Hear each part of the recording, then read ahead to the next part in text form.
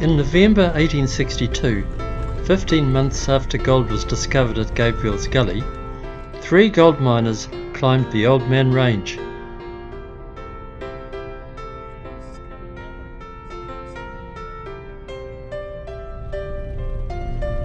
They were Messrs Kennedy, Roberts and Potter, and the intention was to prospect for gold on the far side of the Old Man Range.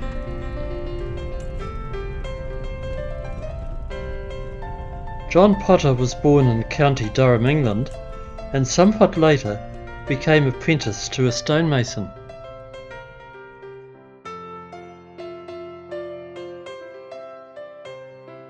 At age 20, he emigrated to Australia and worked on several goldfields.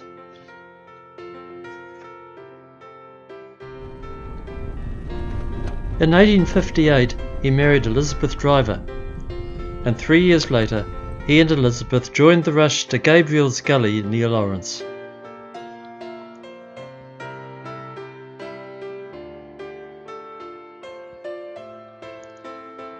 It was a long way up the hill, carrying shovels, pans, a tent, as well as supplies.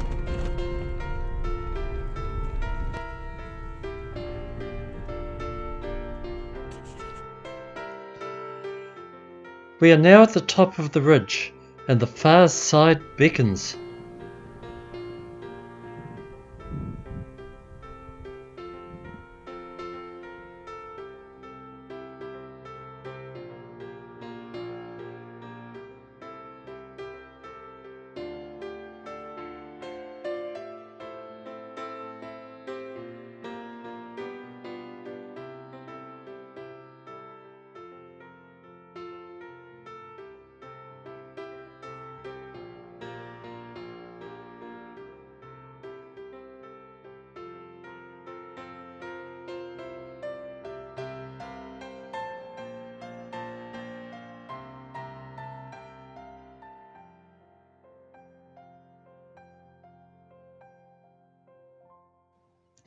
Potter and his mates collected 2 ounces of gold from shallow holes, and they registered their claims.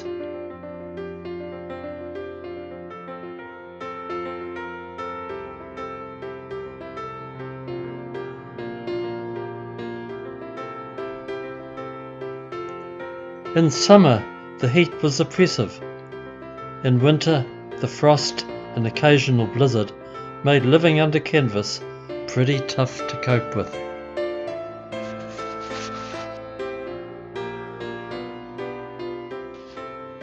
It was said that in 1862, 1/3 of the gold deposited at Dunstan came from Potters.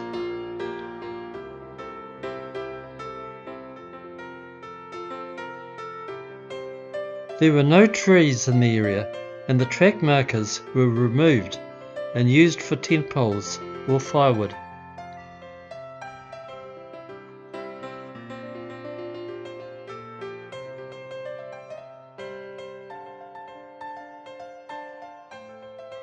Potter's Gully was a rich field, but was the highest and one of the most remote in New Zealand.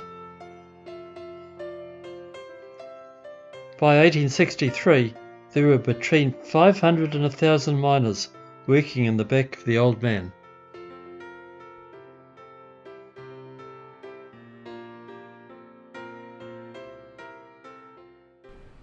We remember that the far side was the site of one of New Zealand's worst disasters.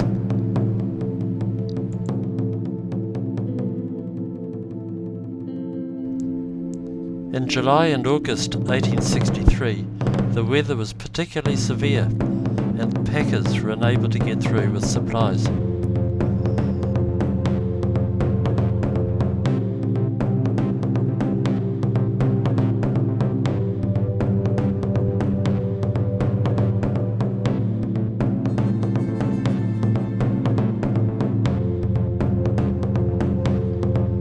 The miners were forced to retreat, but many left it too late. The track to Chamonix was hard to follow, and many perished in the blinding snow.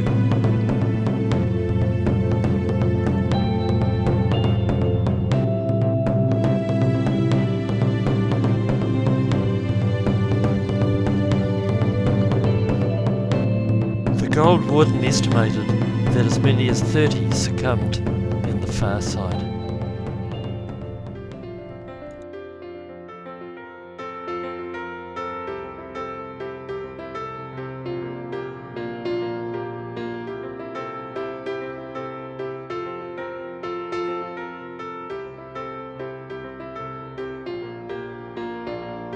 There are 2 huts surviving in Potters. One is an old musterer's hut.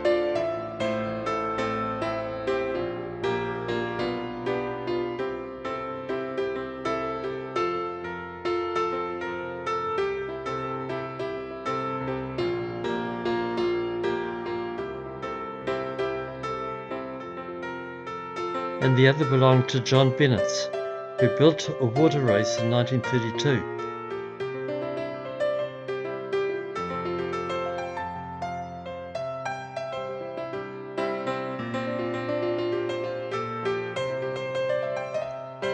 By then, the field was exhausted and the miners had gone.